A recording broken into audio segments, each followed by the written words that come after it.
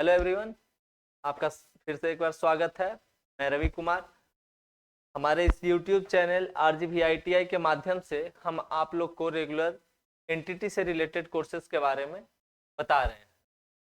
हमने पिछले क्लास में मातृ मृत्यु और शिशु मृत्यु के बारे में चर्चा किया था।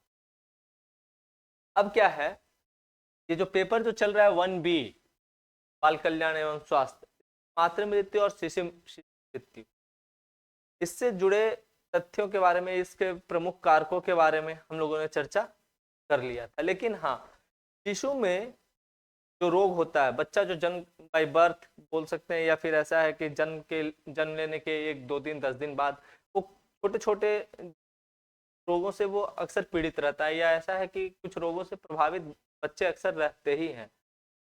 जब तक बच्चा 1-2 साल का हो नहीं जाता तब तक समझो कि घर नहीं, वो मेडिकल हॉल ही बना रहता है। मतलब पर्याप्त मात्रा में दवाएं हमें रखनी ही पड़ती।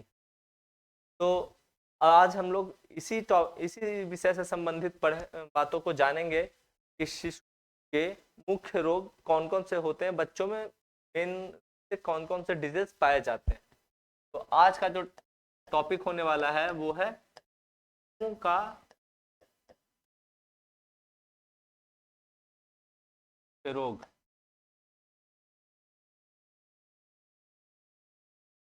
है ना। शिशुओं का पाए जाने वाले मुख्य रोग, या इसको इंग्लिश में बोल सकते हैं main disease of main disease of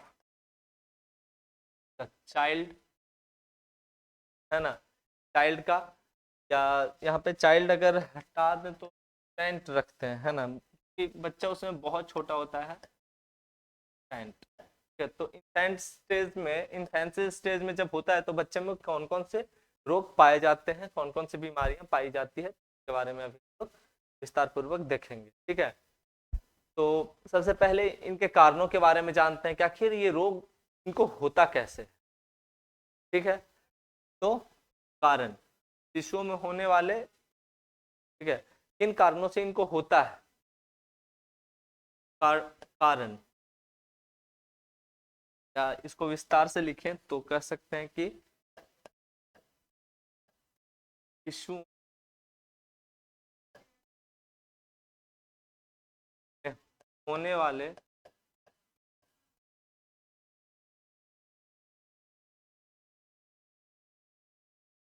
होने वाले रोगों प्रमुख कारण। ठीक है, शिशुओं में होने वाले रोगों के प्रमुख कारणों के बारे में जानते हैं। तो सबसे पहला क्या है इसमें, बालक में किस कारण से अनेकों तरह के रोग देखने को मिलता है, कि कभी ये हो गया वो हो गया। तो देखते हैं एक एक करके सभी को। तो सबसे पहला क्या है, जल तथा भोजन के द्वारा कुछ रोग फैलते हैं, के द्वारा होने वाले कुछ रोग ऐसे हैं कि जल तथा भोजन के द्वारा होते हैं। ठीक है, कुछ रोग ऐसा है जो जल और भोजन के कारण भी हो जाता है। तो इनमें कौन कौन से रोग हैं, तो मुख्य रूप से जो हैं सिर्फ उन्हीं के बारे में चर्चा करेंगे। अगर हर एक की चर्चा करने लगे तो फिर पता चला कि वीडियो काफी लंबा हो जाएगा, और जब ज्यादा लंबा होता है तो थोड़ा बोरिंग हो जाता है, उतना इंटरेस्टिंग रह नहीं जाता है ना। तो जो इम्पोर्टेंट्स ऐसे रोग हैं उनके बारे में ही सिर्फ हम लोग देखेंगे। क्या है, हैजा हैजा हो गया, टाइफाइड हो गया, और क्या है, पेचिस। पेचिस, ठीक है, जैसा लग नहीं रहा, पेचिस। ठीक है, तो जल तथा भोजन के द्वारा ये सब कुछ मुख्य डिजीज हैं जो होते हैं। दूसरा क्या है, संसर्ग द्वारा फैलने वाले रोग। संसर्ग, या इसको बोल सकते हैं संपर्क, किसी व्यक्ति के साथ संपर्क, संसर्ग द्वारा होने वाले रोग। संसर्ग के संसर्ग के द्वारा कौन कौन से ऐसे रोग हैं जो संसर्ग के द्वारा होते हैं? ठीक है, तो देख लेते हैं इनको। कौन सा ऐसे रोग है जो संसर्ग मतलब दूसरे से के संपर्क में आने से शिशुओं को हो जाता है ना?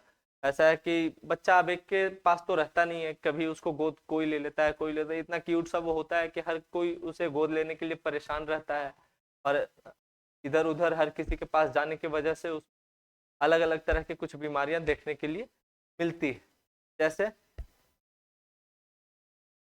कभी इन्फेक्टेड व्यक्ति को देना ही नहीं चाहिए बच्चे को, है ना? अगर कोई बच्चा इन्फेक्टेड, अगर कोई व्यक्ति इन्फेक्टेड है तो नहीं देना चाहिए। जैसे क्या है, कोढ़ हो गया, चेचक हो गया। चेचक ये भी किसी के संपर्क में आने से ही हो जाता है। खुजली, बच्चे में खुजली का होना, या आंख आना। और क्या हो सकता है? आंख आना। और हो सकता है आपका जैसे एक्जिमा, जो भी स्किन डिजीज है मुख्य तौर पे एक्जिमा का हो गया, दाद हो गया, ये सब हो जाता है। दाद हो गया, एक्जिमा हो गया, ठीक है। ये सब क्या है, संपर्क या संसर्ग के द्वारा बच्चों में ये सब होता है। नेक्स्ट है, और किन कारणों से शिशुओं में रोग देखने को मिलता है? तो वायु द्वारा। कुछ बीमारी ऐसे हैं जो बच्चों में वायु के द्वारा, तो वायु के द्वारा कौन कौन से रोग होते हैं? बीमारियां ऐसी है जो हवा से ही फैलती है ना? टच करने की जरूरत नहीं है, बस आप उसके पास गए, जैसे हाल फिलहाल में अभी अक्सर वो चर्चा में है कोरोना, है ना? जो लेटेस्ट एक पैंडेमिक जो हम लोग अपने लाइफ में देखे हैं उसको कभी, तो वो क्या है, कोरोना। तो उसको में क्या है, सोशल डिस्टेंसिंग के लिए बोला जाता था कि अगर पास ज्यादा क्लोज में रहोगे तो हवा से ही वो क्या, उसका जो वायरस होता था हवा में ही ट्रेवल करता था। तो कुछ बीमारियां ऐसी है जो वायु के द्वारा ही बच्चों में अक्सर हो जाया करती है। तो कौन कौन है? चेचक, चेचक हवा से भी हो जाता है। खसरा है, टीवी है, टीवी को तपेदिक बोल सकते हैं, या इसको क्षय रोग भी बोलते हैं ना? ये भी हो जाता है हवा के माध्यम से। और क्या है, और कौन सी बीमारी है? जैसे चेचक हो गया, फिर छोटी मात्रा या चेचक में ही उसको रख लेते हैं ना, छोटी या बड़ी जो भी। जुकाम हो गया, जुकाम, चलिए, मतलब वायरल फीवर, सर्दी खांसी ये हो जाना, ये सब क्या है, ये सब हवा के द्वारा ये सब बीमारियां बच्चों में, शिशुओं में अक्सर देखने को मिलती है। और किन कारणों से उनमें फैल सकती है? तो कीट द्वारा फैलाने वाले रोग, कुछ ऐसे है जो कीट पतंग के द्वारा भी, कीट के द्वारा, कीटों के द्वारा कौन कौन से, कीटों के द्वारा कौन कौन सा बीमारी हो सकता है बच्चे में? जरा सोचिए इस पे। तो मच्छर के काटने, है ना? अब मच्छर तो ये देखता नहीं ना, आसपास जो हमारे आसपास जो कीट पतंग होते हैं वो ये देख के थोड़े ना अपना काम करते हैं कि क्या मच्छर है उसको काटना है, तो ये देख के थोड़ा ना काटेगा कि हाँ ये वयस्क है इसको काटो, ये छोटा है इसको छोड़ो, नहीं। वो क्या है, वो सभी को एक समान दृष्टि से, सभी को एक जैसा ही वो ट्रीट करते हैं। तो मच्छर के काटने से क्या हो सकता है, इसमें कीट में आता है मच्छर, मलेरिया हो जाएगा बच्चे में। और क्या हो सकता है मलेरिया के बाद? जैसे प्लेग हो गया, फाइलेरिया हो गया, है ना? प्लेग हो सकता है, फाइलेरिया हो सकता है, और प्लेग है, फाइलेरिया है। शीत ज्वर भी एक बीमारी होती है ना? तो ये सब क्या है, ये सब कीटों के काटने से सर हो जाता है।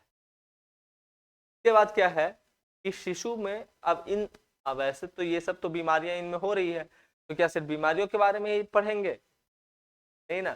तो बीमारियों से बचाव के बारे में, से कैसे बचा जा सकता है, इसके बारे में भी थोड़ा हम लोग देखते हैं।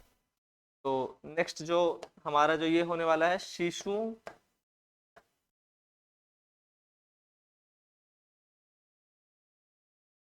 क्या है, शिशुओं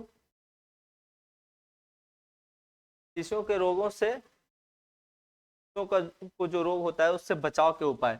तो शिशुओं के रोगों से बचाव को, को रोगों से, रोगों बचाव,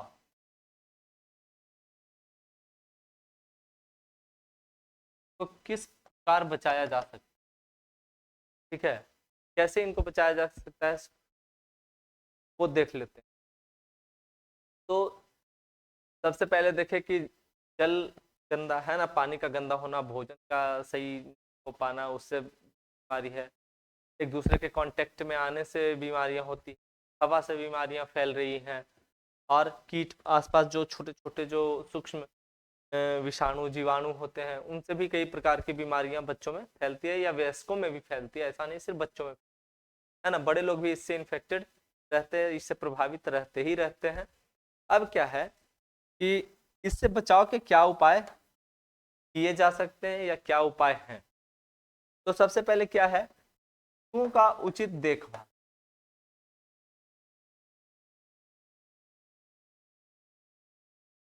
शिशुओं का उचित देखभाल,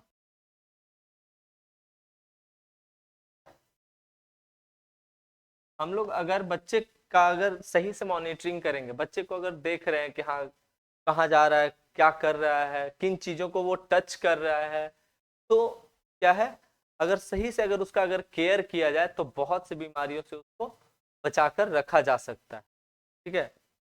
सेकंड क्या है, और क्या तरीका इसका हो सकता है, तो शिशु का क्या है, शिशु को गंदगी से बचाना।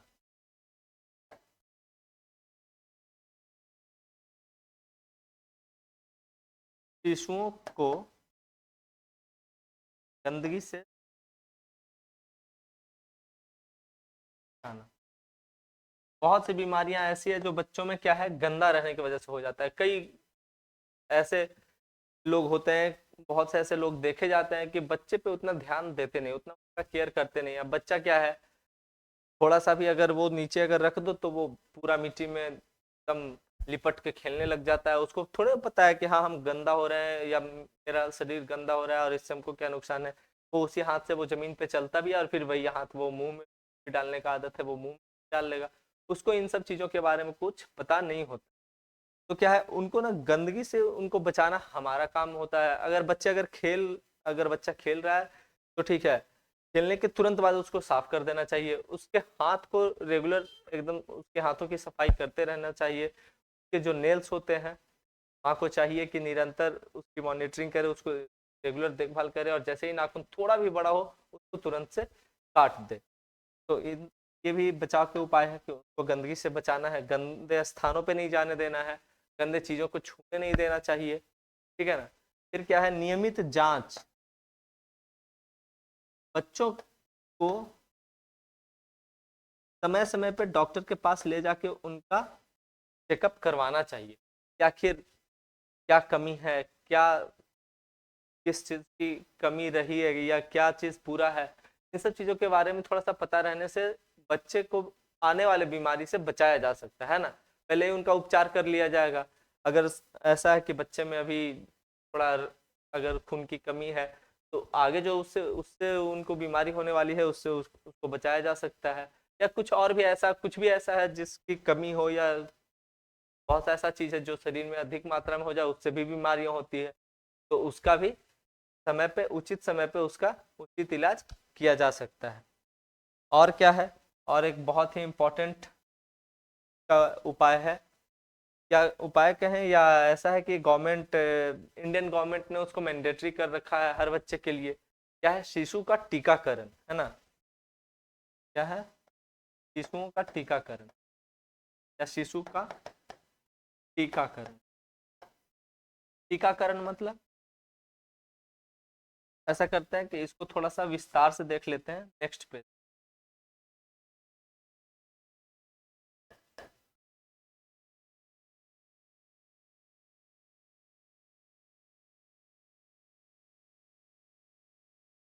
का टीकाकरण। टीकाकरण का मतलब ये नहीं है